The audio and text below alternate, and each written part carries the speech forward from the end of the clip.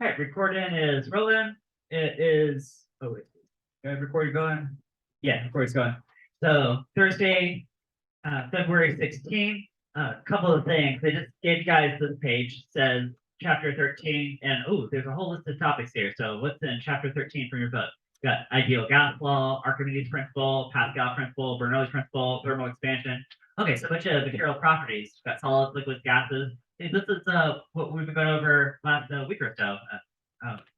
Did some PowerPoints. You guys did a lab yesterday involving Archimedes principle, what he float in the boat. Okay, so before we hit that, though, that's this chapter 13 materials puzzle. Okay. Let's look at these posters that.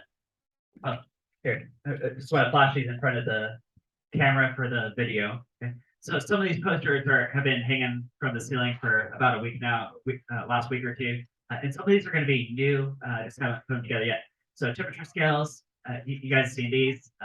Kelvin is your absolute scale, Celsius and Fahrenheit are relative scale, so you positive, negative. But if you ever see something like later today, if we're going to do something like scale up temperature by some factor, like double or triple the temperature, right, you have to think in terms of Kelvin. Okay. We've got temperature conversions, Celsius to Kelvin, okay. Celsius to Fahrenheit. Okay. Good to know. If you're traveling abroad or need to convert. Laws of thermodynamics, you guys remember these? So like conservation of energy is this guy right here. Thermodynamic processes usually happen in one direction. The entropy increases. That's like second law right there. There are some thermodynamic cycles, so like heat engines. We've got pressure versus volume, temperature versus entropy. Remember, entropy is capital F. Here's Rankine cycle, how almost all electricity is generated. Right? So boil water, turns the turbine, forces the magnet past the wire, generates electricity. Okay. Temperature versus entropy, here's the energy that goes on the grid. Stirling engine, so if you have a hot sink and a cold sink, then this could be a heat engine. You could take advantage of those differences to have an energy flow. This is a Stirling engine right here. The other day, I put this on a hot cup of water, and the water was hot. That's like your hot sink. The entire room is room temperature, which is relatively cooler. The cold sink. So then there was a mechanical energy as this would drive this thing down. So Stirling engine right there. Here's pressure versus volume, temperature versus entropy. So we got these cyclical processes. Okay. So how about a heat engine? What is the efficiency? Well, actually, you could think about the Stirling engine as a good example here. This is a hot cup of water. There was some temperature. The room temperature air was relatively colder. So there was heat energy that was traveling through the Stirling engine. And some of that energy was being converted into mechanical energy, like work, doing work. Okay? Now, if you take the quantity of work, if you quantify some number of joules and compare that to the energy input, that's one way to quantify efficiency, energy efficiency. This is Greek letter eta. Right? It looks like an elongated N. Greek letter eta represents efficiency. Now, there's also an ideal Carnot efficiency. So if you know these two temperatures, right, hot sink, cold sink. Engine efficiency can go up to this efficiency. So this is like an upper limit. Here, let's run some numbers with this. What if your hot sink and your cold sink are the exact same temperature? Right? Here's what is 300 Kelvin divided by 300 Kelvin? 1. What is 1 minus 1? 0. Okay, so if they're the same temperature, is this thing ever going to run? No, and that's exactly what this says. Okay? And then the greater the difference between these two reservoirs, temperature-wise, the greater the efficiency. And efficiency can go up to 100%. Well, it can approach that if you have like absolute 0 for your cold sink. Right? Entropy. So, you guys remember processes usually happen in one direction but not the other. If you have a hot sink next to a cold sink, they'll reach an equilibrium temperature, but you won't start with room temperature air and it spontaneously becomes half hot, half cold. Right? You can force that to happen with refrigeration, but it's not going to spontaneously happen. Right? Things tend to go from high order to low to high disorder. Okay? You can measure an increase in entropy by saying, well, how much energy or work was transferred? Energy divided by the absolute temperature it happened at. And as time ticks forward, the entropy of the universe always increases. Okay? Now, in isolated open systems, that may not individually be true, but for the universe as a total, that's going to be true. That's the second law of thermo right there. You guys got pressure, temperature, phase diagram for water. Water exists in these, well, here's 3 phases of water. Okay? Solid, liquid, gas. Okay? There's heat curve for water. Now this is at a specific pressure, and actually, it's 1 atmosphere of pressure because water happens to boil at 100 degrees Celsius for 1 atmosphere of pressure. Oh yeah. Okay. Okay, here's specific heat capacities for different materials, like liquid water is 4.18 joules per gram Kelvin. That tells you the reciprocal of the slope of this line. So how much energy you have to put in to raise the temperature so much. Okay. That's a pretty big number compared to most other things on this list, which means that it's really hard to change the temperature of water. Put lots of energy in water, and I'll just up a little bit. The temperature does. Newton's law of cooling. So what's the rate that something will cool out? Say you have a hot cup of water and it cools down and eventually reaches room temperature, right? What's the rate that it's dishing energy into the atmosphere? Well, here's the rate change of heat energy, right? So Q by itself is heat energy. You dq over dt, you're saying the rate that energy is leaving, right? It's like, and it's directly proportional to the temperature difference between this temperature and the air. So you guys got that. Okay. So another way to say you can think about the slope of this line, right? So this line becomes more shallow the closer it gets to room temperature. Eventually it's going to reach room temperature. Okay. Now those are all hanging. Well, almost all those are hanging from my ceiling right now. You guys have seen those. Okay, here's some new ones that I just finished making some of these last night. I haven't printed them out and glued them together yet, but they're coming soon. Coming soon. These are about to be hanging from a ceiling. So states that matter. 3 main states, got solid, liquid, gas. If you heat a gas, you get a plasma. That's what the fluorescent lights above us are, where the gas will ionize, right? If you pull a solid near absolute zero, you get this Bose-Einstein condensate. If you keep heating a plasma, or if you look at like the early universe, 14 billion years ago, where it was like crazy, that's hot. It was too hot to even have like protons and neutrons. So protons and neutrons will break down into quarks. So this is called a quark gluon plasma. I think I called it something else the other day. Oops, but that's what it's called. Quark gluon plasma. We got density. You guys know it's mass per unit volume. This is an intrinsic property of matter. So it's like gold has a certain density, aluminum has a certain density. Okay, whatever this is has a certain density, mass per unit volume. What if you have a weird shape and you want to figure out what is that density? Well, you can throw it on a scale to get its mass, so that's not too hard. But how do you get its volume? Oh, well, if you put it in a say a beaker of water and you watch the water level change, you can measure that water level change. Get the volume. Right, that change of volume is the volume of the object. Okay. Boom, there you go, density. I did a crown because that's not just the Archimedes story, right? Archimedes and the crown. It's really gold. Ideal gas law. So pressure times volume equals the amount of gas, usually quantified in moles. R is just some constant, and T is absolute temperature that you have to measure in Kelvin. Okay? So there's this relationship going on. Like, for example, if you squeeze the balloon down, so for constant temperature, that's going to increase the pressure. There's an inverse relationship between these two. And that's specifically called Boyle's law. Okay. But altogether, if you bring in temperature in the whole, it's called ideal gas law. Really, to all these. Okay. If you heat up the balloon, maybe it'll expand. Archimedes principle. So the buoyant force. So you got something that weighs something. You dunk it in water, and the tension in the stream goes down. The difference is supplemented by a support force, buoyant force. Okay. That buoyant force is equal to the weight of the fluid displaced. And you can further break that down into density of the fluid times the displaced volume, okay, and then throw in G to turn the mass into a weight, or like into a force, right? Yesterday, you guys did a lab that involved this one right here, Archimedes principle. We'll solve some of those later today. Pascal's principle. So pressure is transmitted undiminished throughout fluid in a container. It's at equal pressures, equal depths. And you can take advantage of this to create a hydraulic lift. Okay? So the small cross-sectional area with a small force is there's some pressure involved with that. And that pressure could be equal to the pressure over here, which could be, if it's a large area, it's going to provide a large force. So you can lift something very heavy, give you a mechanical advantage. Look at conservation of flow. So the one I gave you guys in the PowerPoint the other day was only this one down here. It was cross-sectional area times the speed is conserved, right? Because that's flow rate, right? It could be gallons per minute, that could be cubic meters per second. It's like this here. Now, it's really only true if the fluid is incompressible. Water is basically incompressible, so you can pretty much use this anytime you're talking about water flowing through a pipe. Right? But you know what? What if you're talking about like air flowing through a pipe? Right? This is a setup for eventually Bernoulli principle, which is the next slide. So I was blowing a stream of air over a paper, or we're talking about like airplanes flying, and If you're talking about gases or air, well, those are actually compressible. So there's actually a little bit more you have to add. You have to also multiply in this density factor. Okay, so density. Anyway, so here's more generic. Here's maybe for water or compressible fluid. Bernoulli principle. So as the fish is swimming around this pipe system, when it goes from here to here, it's going to feel a pressure decrease for a couple of reasons. Right. One reason is an elevation change. But another reason is from conservation of flow, the fact that we're going from a large pipe to a small pipe, the water speed up, and moving fluids will also decrease the internal pressure. But here it does all together. You can derive this from conservation of energy, which it looks a lot like, but it's in terms of pressure units rather than energy units.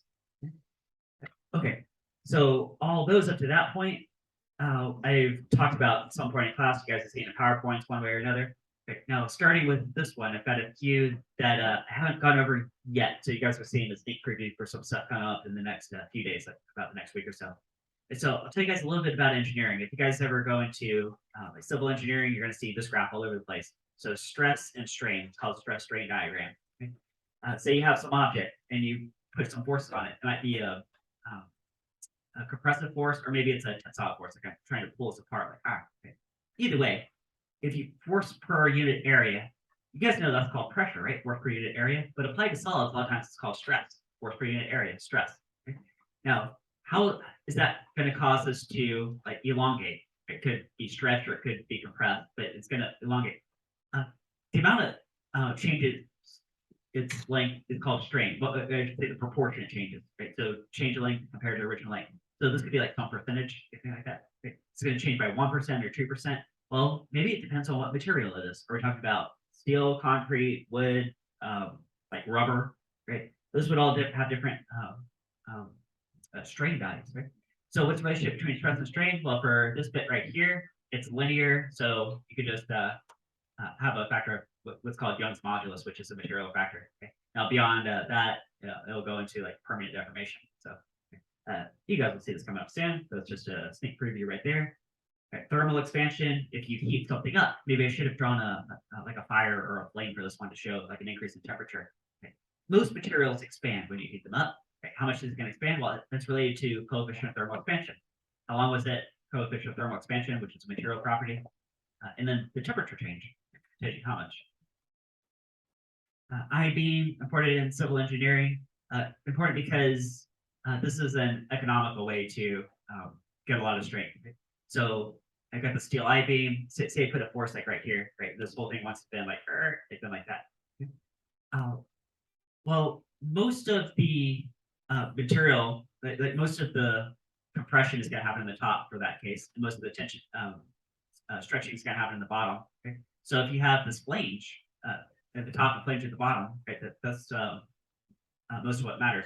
And notice all this middle bit is carved out because it's more economical to make it that way. So you get a good amount of strength. Concrete. Here's what concrete's made out of. Again, presentation coming up in the next week or so. You can put steel and concrete together, create steel reinforced concrete. Concrete has a lot of compressive strength, and it's also really cheap. But concrete has terrible tensile strength. Right? You put a little bit of stress that's pulling on concrete, it'll just break apart. Right? But steel, metal's really good at carrying tension. Put those two together. Okay? I'll tell you guys more about that coming. And catenary. So if you take a chain or a string and hang it like this, it'll form naturally what's called a catenary. Looks kind of like a parabola, but it's not exactly a parabola. It's a little bit different format. And if you make that stiff and turn it upside down, you get a catenary arch. So that's like one of the strongest shapes you can make. The St. Louis Arch over in Missouri is a modified version of the catenary. All right, so there you go. Some stuff that's already hanging from my ceiling, some stuff I'm about to get up here. Possibly by tomorrow. I put these together, glue these together tonight, and then stock out next week. All right, so let's switch over to this page. So double check. Everybody does have one of these, right? Who's got one of these? Let's do the same. We're gonna do it the same way we did with the thermo page a few days back.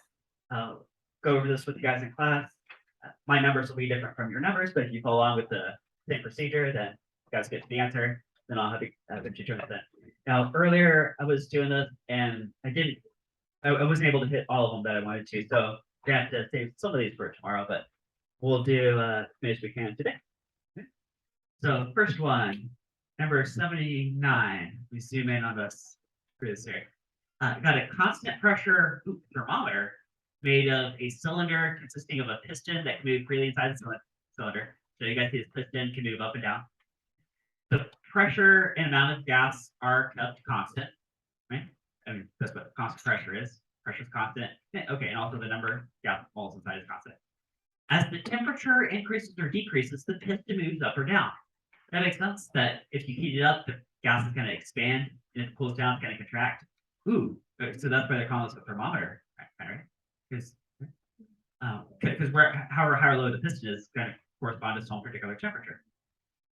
At 0 degrees Celsius, the height of the piston is 15 centimeters, which is probably a different number on your paper, but I'm just reading mine. Okay. What is the height of the piston at, say, 100 degrees Celsius? Ooh. Okay. So it looks like we're scaling up temperature by some factor. But to know what that factor is, you can't get that from Celsius. You have to convert first to what? Yeah, Kelvin, right? Because Kelvin would be an absolute temperature system. Okay.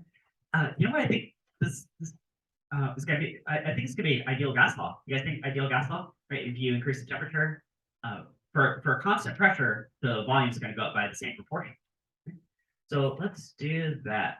Let's do ideal gas law. For 79. Okay.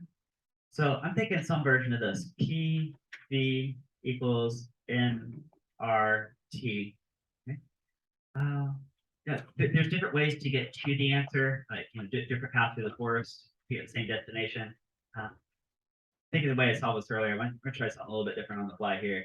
Maybe I'll do the system of equations. I'll do like the original case and like the new case. Right? So maybe like, okay, now the pressure is the same. That's not going to change. The number of moles of gas doesn't change. R is just constant. That can't change. But really, these two have a relationship with each other. In fact, they have a direct relationship. Right? Like if you triple the absolute temperature, you also triple the volume. So some do that. Right? Also, this question is something about the height of the piston. So let's get a picture going. If I have a cylinder, I got this piston. It can move up or down, something like this, right? Got a piston. Okay. Do you guys think that this volume right here, that I just hashed in, this volume, is equal to this cross-sectional area times the height? Call it height H. Would that be true? This cross-sectional area times this height. And the reason I'm contextualizing it like that is because this cross-sectional area is not going to change either. Okay? The height could change, right? The volume can also change. Right? Hey, I think this volume is going to be directly proportional to the height, right? Like if it goes up like 3 times as much, the volume is 3 times as much, right? Okay, so I'm going to do a substitution into here. Okay? So in place of this volume, side note here, since we're looking volume and temperature, I think it's also called Charles's law, I think. But here, anyway, I've got ideal gas law. Ideal gas law just takes care of everything. So I'm going to substitute out this V. We say pressure times area times height. And that's equal to nRT. All right, is that okay? Okay, so ideal gas law, I'll just modify a little bit for this piston situation. Okay. But I've got 2 different scenarios. So I'm going to set up a system of equations.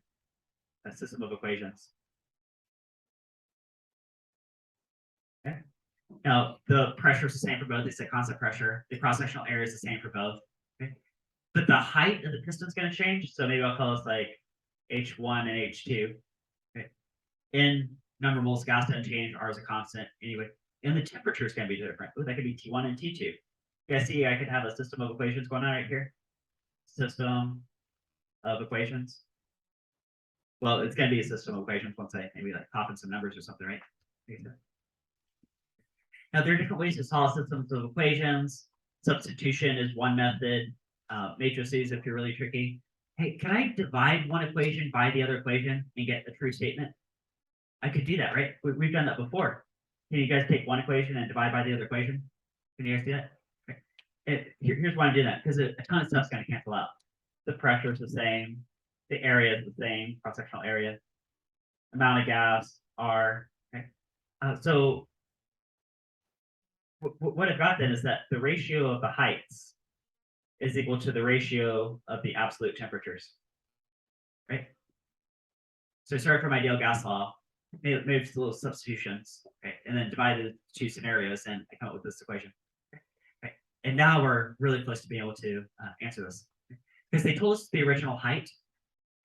They also told us the two temperatures. Right? Well, sort of. They gave us the temperatures in Celsius. We have to convert to Kelvin first, right? Convert to Kelvin. So let's do that. Oh, maybe we've got some space over here. How about that? So temperature in Kelvin is equal to the temperature in Celsius plus 273. It's like 273.15, but I'll just call it 273. So guys, 0 degrees Celsius. How many Kelvin is that? Yeah, 273. Right? And so I care about that. Right? And 100 degrees Celsius was my next temperature. Because if you plug in 100 degrees Celsius, how many Kelvin is that? 373. That'd be Kelvin. Okay. Okay. And now if you compare those numbers, you can see how much it's going to scale up by, right? Like it doesn't quite double, but get bigger. Right? And now I have everything I need because I can plug in the three values and I can solve for the fourth one. You guys see that? Maybe we could cross multiply. Here, could you guys do H2 is equal to H1 multiplied by T2 on T1? Right, just a little algebra switch around. That could turn into that. Yeah. Cross multiply the H2, that's there. Cross multiply the T2, that's there. Divide down the T1, that's there. Boom, boom. Right. Now let's plug in some values. H2 equals. So the original height on my paper is 15 centimeters. Right? And scaling that up by a factor of, well, 373 Kelvin compared to 273 Kelvin. Right? So like if I didn't convert to Kelvin first, I'd be divided by 0, and that wouldn't even make any sense. Okay, so what is that times? Actually, hold on. I'm gonna do middle step. What is 373 compared to 273? Okay. That is 1.366. Okay. So it looks like temperature rose by about 37%. That means that this total volume and therefore the height is also going to increase by that same proportion. So if I multiply that by the original 15 centimeters, I'm getting, here, I'll just write the answer down here. Height 2 equals 20.49, I'll call it 20.5 centimeters. Okay, that's my answer right there. Okay. Okay, all right. Okay. So this was an ideal gas law question. You can set up the system equations. One way of solving it is divide the two and a bunch of stuff cancels out. You get the portion you really care about. You know the three of these things, you solve for the fourth. Of course, you have to plug in absolute temperatures. Boom. Okay. You guys get on that one? Did that work out for you too? You guys get an answer? Okay. Okay. Number 80, we're going to skip over. Did that earlier, so but we'll hit all the other ones. Okay. Number 84. Zoom in here. Got an antique yellow statuette of a bird suspended from a spring scale. The scale reads 11.8 newtons when the statuette is suspended in air. So that's its weight. Pause right there. Could you guys look at that number and pretty quickly get its mass? How do you go from weight to mass? Divide by 10 meters per second squared. I mean, pretty close here. So does my statuette have a mass of like 1.18 kilograms? Right? Okay, so and when it's dunked in water, now it's only rating 7.43 newtons. Right? Oh, okay, when it's submerged completely in water. So what material is the statuette made of? Guys, what property do you think we're chasing down to tell us what material that is? You can get it by the units of the answer choices. What is that describing? Kilogram per cubic meter. What is that? That's a density, right? A density, right? So every material has some associated density. I bet if I dunk this in water versus if I dunk something else that's the same volume but different material in water, the discovery is going to be different. And so let's get a picture going for this one, and then figure out what from there. This is number 84. Zoom out here. Zoom out. Okay. So before I had this statuette here. Is my bird statuette. Just hanging from a spring scale. And the spring scale was reading 11.8 newtons. I draw a free body diagram for that. Okay, so here's my statuette. Two forces, the weight and the tension force. Well, if that's 11.8 newtons, that's got to also be 11.8 newtons, right? Okay, so the weight is 11.8 newtons. Okay. Therefore, here, side note, this is probably going to help us out later. The mass must be 1.18 kilograms. I guess you get something more exact if you do divide by 9.8 meters per second squared and divide by 10 meters per second squared, but we usually do that, so it's that. Okay, then I'm going to take this statuette and dunk it in water.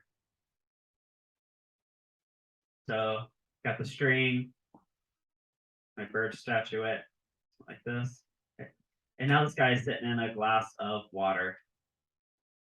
All right. Okay. And now the force ratings change. So think about this free body diagram. No, Earth still pulls on it the exact same. It still has the exact same weight, 11.8 newtons. That didn't change. Okay. But the tension reading on the scale is only, what was the number? 7.43 newtons. 7.43 newtons. Okay. And the rest must be the buoyant force. That's the B. Buoyant force. Isn't that true? Okay. Hey, could you do this minus this, and that difference would be compensated by the buoyant force? Okay. So the physics principle is the sum of the forces go to zero because it's just in equilibrium. So what is 11.8 minus 7.43? Can you guys do that on yours too? Okay. So I'm getting 4.37 newtons. Okay. Okay. So everybody go ahead and catch up to that. Everybody figure out what is the buoyant force on your statuette by doing its true weight minus the tension force when it's submerged. Okay. So I think that's going to be an important number. Okay. All right, so everybody figure out their buoyant force. Okay, you guys good? You're good? All right. Now, somehow we're supposed to take these numbers and get a density from this. You see all the answer choices are densities. We're supposed to find out the material, which would be given away by density. Okay. So I'm thinking density of the statuette, not the water, but the statuette, is equal to the mass of the statue divided by the volume of the statue. Wouldn't that be true? This is going to be the framework this is going to feed into. So we're trying to find this. Oh, and actually, we already know one of these things. Don't we already know? Great. That right there? Okay. We already know the mass of this guy. Okay, it's just weight divided by 10 meters per second squared. So some number of kilograms. Okay. Huh, if only I knew the volume of this thing. If only I knew the volume. Ooh, guys, buoyant force. What is the formula for buoyant force? Remember, it's the weight of displaced fluid. Isn't that the density of water in this case? Times the volume of the water displaced times gravity. That's Archimedes' principle. Broken apart like this. Okay. And if the statuette is entirely submerged, then isn't the displaced volume of water the same thing as this volume right here? Right? Is it? Oh, and I think we know everything else because this number, that's right there. Density of water is 1,000 kilogram per cubic meter. Earth gravity is about 10 meters per second squared. Can we just plug everything in? Okay. So the volume of this guy is going to be the buoyant force divided by rho of water times G, which is 4.37 newtons divided by 1,000 kilogram per cubic meter. Notice I'm doing base SI units. That's the safer way to go. And about 10 meters per second squared. Okay. Now that's going to be a tiny, tiny number, but that's okay because this is going to be a volume in cubic meters. That's the base SI unit for say volume cubic meter. The cubic meter is a huge volume. That's approximately 3 tiles by 3 tiles by 3 tiles. Big old box. Okay. And the statue is way tinier than that. So this is a tiny, tiny number. Okay, I'm just gonna have to break out some more papers. What I'm gonna have to do. Okay, so the volume of the statuette ends up being 4.37 divided by 10,000. Is that like 4.37 times 10 to the -4 cubic meters? Right? That's what this would be. You just see it by looking at it, right? Something like that. So let's put this all together. So the density of the statue is mass divided by volume, which is 1.18 kilograms divided by 4.37 times 10 to the -4 cubic meters.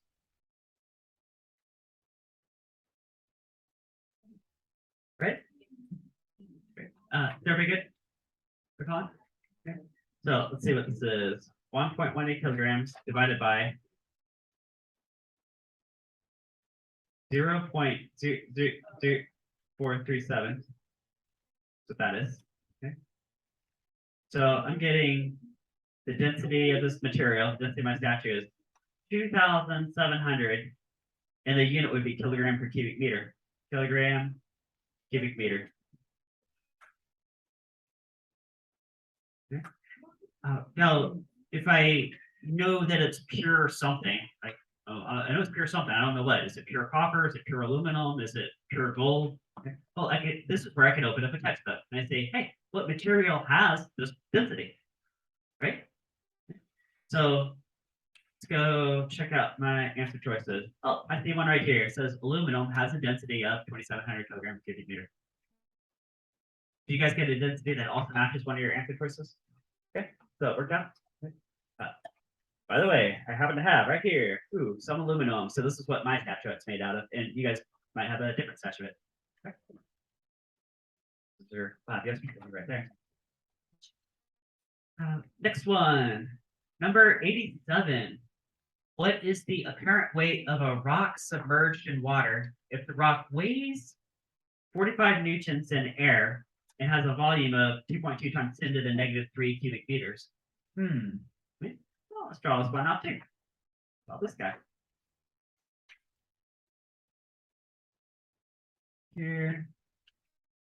So 87.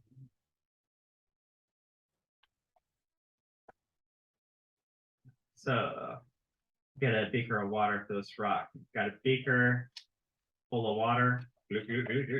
Got a rock. And let's do free body diagram for this rock. So probably 3 forces, I'm thinking. I think it's going to be a weight, mg.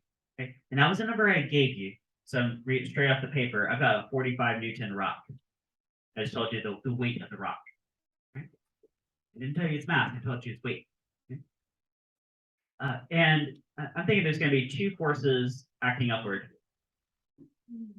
There's going to be the normal force from the bottom, and there's also going to be a buoyant force. Okay.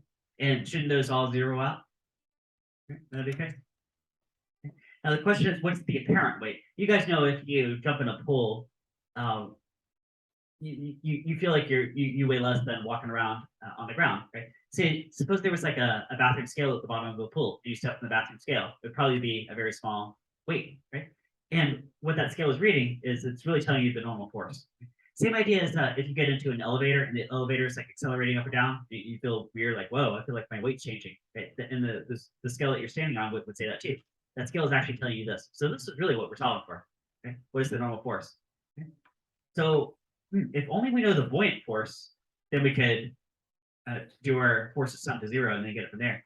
So buoyant force is density of the fluid, water, times the volume times gravity. Oh, and you know what? We know all those 3 things.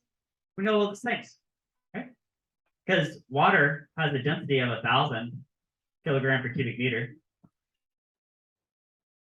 The volume of the rock I gave you right here. So my number is 2.2 times 10 to the negative 3 cubic meters. 2.2 times 10 to the negative 3 cubic meters. Okay.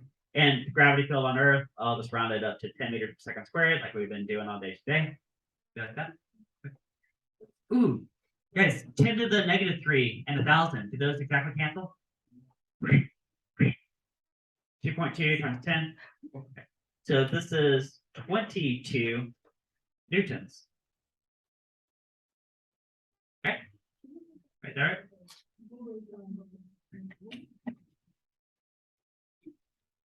Okay. Now, framework from last semester, sum of forces in the y direction, I guess, goes to 0 newtons. So the normal force plus the buoyant force minus the weight has to zero out. Okay. And we know buoyant force, we just found it. And we know the weight is found up there. So the normal force is equal to the weight minus the buoyant force.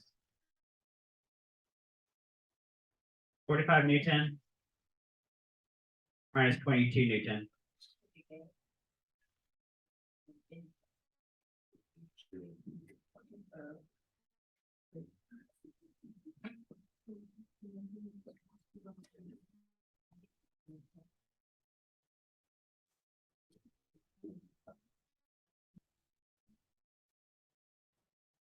All right.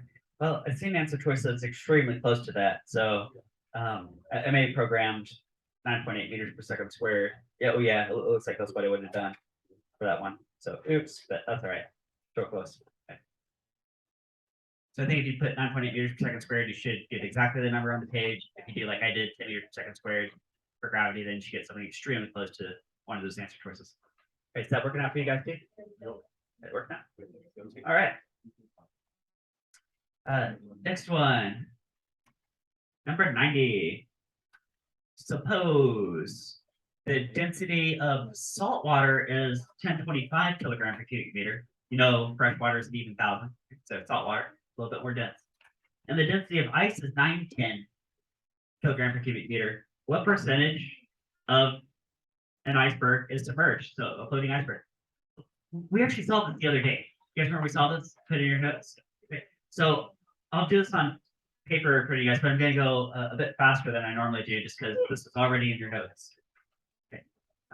Oh, you know what I'm going to do too? I'm going to solve this in terms of variables. Okay.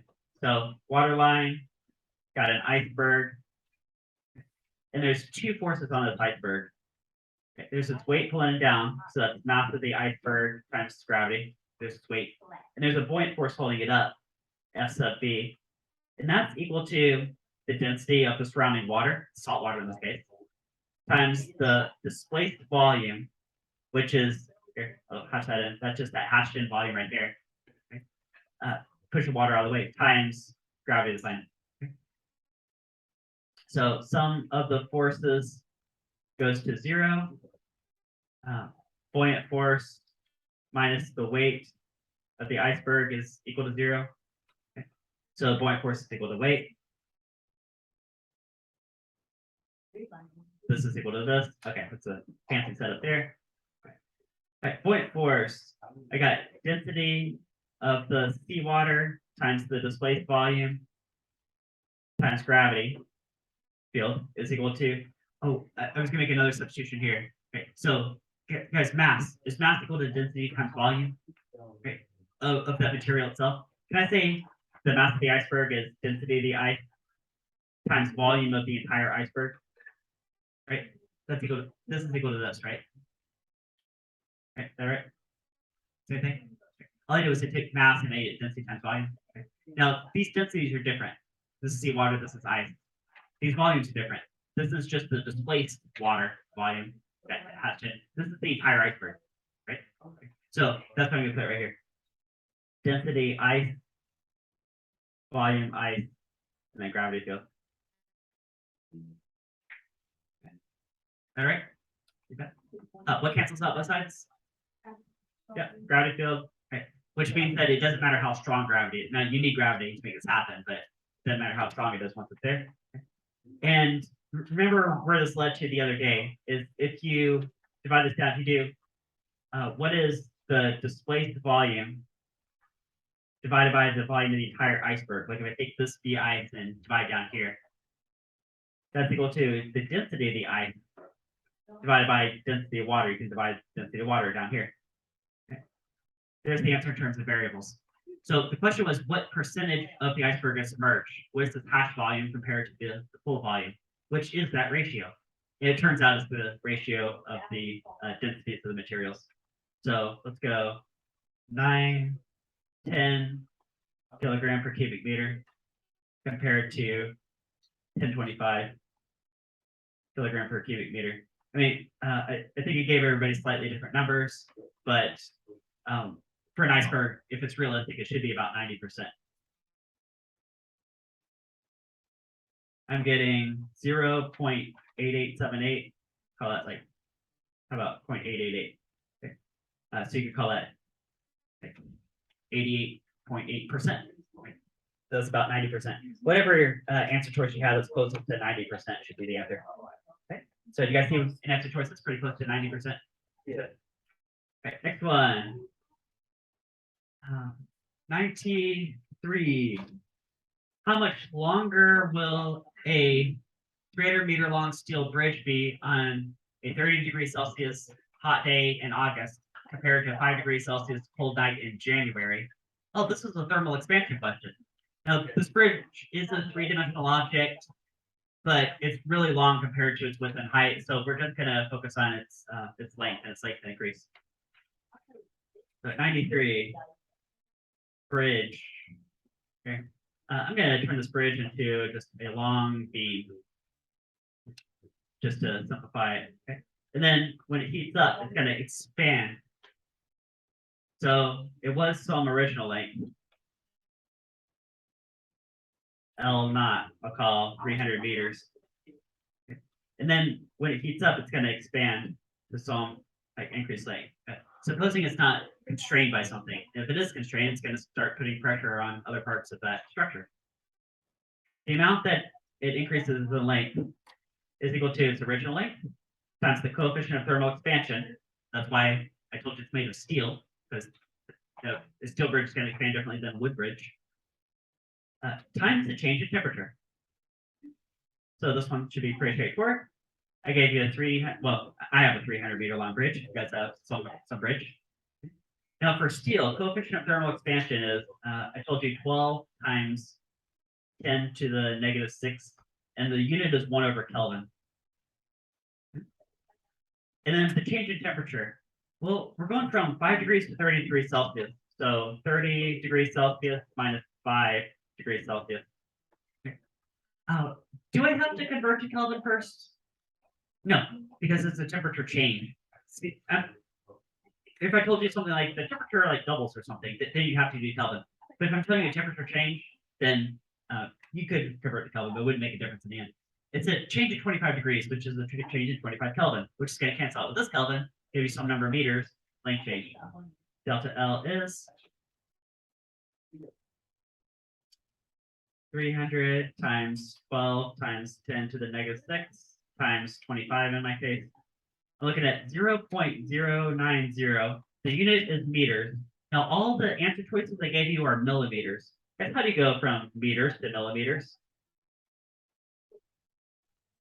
Times 1,000. 1 meter is 1,000 millimeters. There's a little dimensional analysis table. Is that called 90 millimeters? Okay. Or if you like, you could say 9 centimeters, which is, bam, that distance right there. Ooh, yeah, draw that. That's that distance right there. All right. Well, we only got a minute left in class, so that's gonna have to be our PowerPoint. Tomorrow we'll do the rest on that page.